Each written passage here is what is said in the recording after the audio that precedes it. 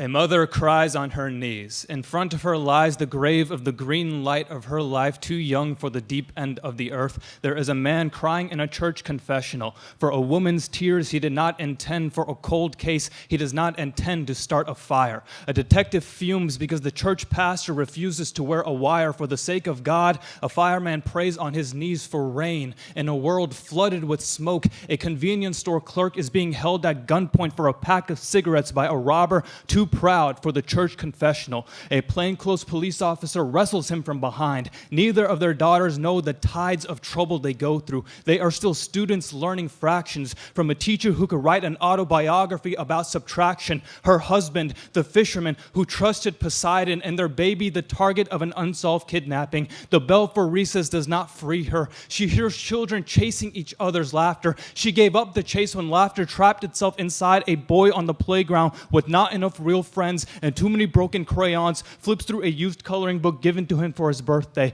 The girl who first owned it was encouraged to stay within the lines, but sometimes her heart poured onto the page. There is a patient who wishes for his heart to stop leaking.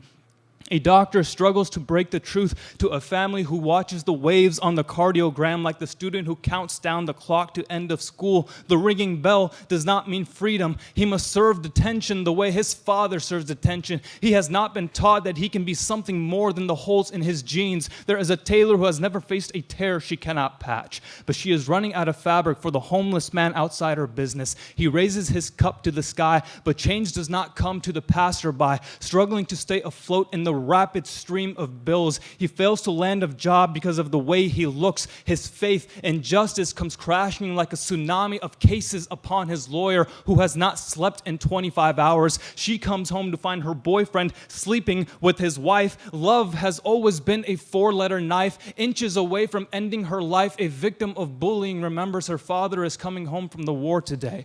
He has seen enough murdered children to shed riverbeds for the sea of their bodies. An orphan barely breathing begs the soldier to take her back home with him. She dreams of streets where children can play without fear of death. There is a boy who never knew his parents.